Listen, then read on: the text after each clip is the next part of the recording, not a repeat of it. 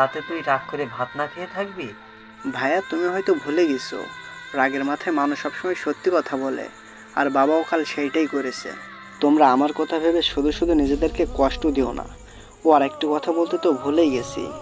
বাবা, এই নাও বাইকের চাবি, মোবাইল আর মানি ব্যাগ। তুই এসব দিয়ে যাচ্ছিস, তাহলে তুই চলবি কি করে? কত মানুষ তো এইসব ছাড়াও বাঁচে, আমিও না হয় তেমন করেই বাঁচবো।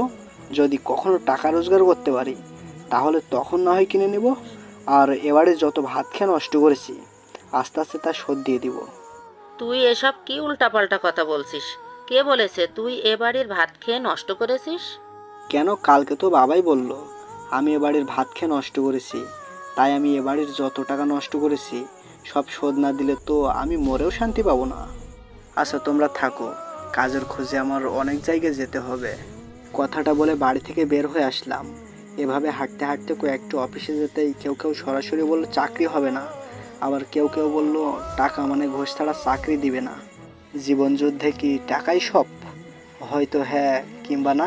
কথাটা বলে আবারও হাঁটতে লাগলাম অফিসের খোঁজে। আজকে বাবার মতো হয়তো সূর্যমশাই আমার উপর রেগে আছে, তাই তো এত কষ্ট দিচ্ছে। তাছাড়া কাল থেকে কিছুই খাইনি, তার উপর আজকে এত হাঁটাহাঁটি।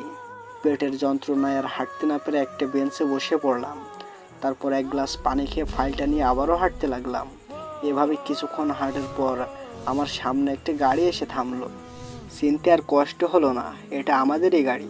পরক্ষণে গাড়ি থেকে বড় দাদা মানে ভায়া নেমে আসলো। কিরে ভাই, তুই রাস্তা দিয়ে এমন করে হাঁটছিস কেন বলতো আমাকে? রাস্তার মানুষ রাস্তায় থাকবে না তো কোথায় থাকবে? কিরে ভাই, তুই এমন করে কথা বলছিস কেন? আর তোকে তো দেখে মনে হচ্ছে তোর পেট অনেক খালি, তোর তো খাবারের প্রয়োজন। তুই এখন আমার সাথে গাড়িতে ওঠ, বাসায় যেতে হবে। না বড় ভাইয়া, এখন বাড়ি যেতে পারবো না। তাহলে আমার সাথে হোটেলে চল, কিছু খেয়ে নিবি। তাছাড়া আমি তো আর বাবাকে কিছু বলছি না। না ভাইয়া, এমনিতেই তোমাদের টাকায় খেতে খেতে আমার বদ অভ্যাস হয়ে গেছে। আর এমন করে যদি আরও খাই তাহলে একদিন দেখবে আমি পেট ফেটেই মরে যাব। আরে তুই কি বলছিস এসব? হ্যাঁ, আমি ঠিক বলছি। তাহলে অন্তত এই টাকাগুলো রাখ, এভাবে হেঁটে না যেয়ে গাড়িতে করে যাস।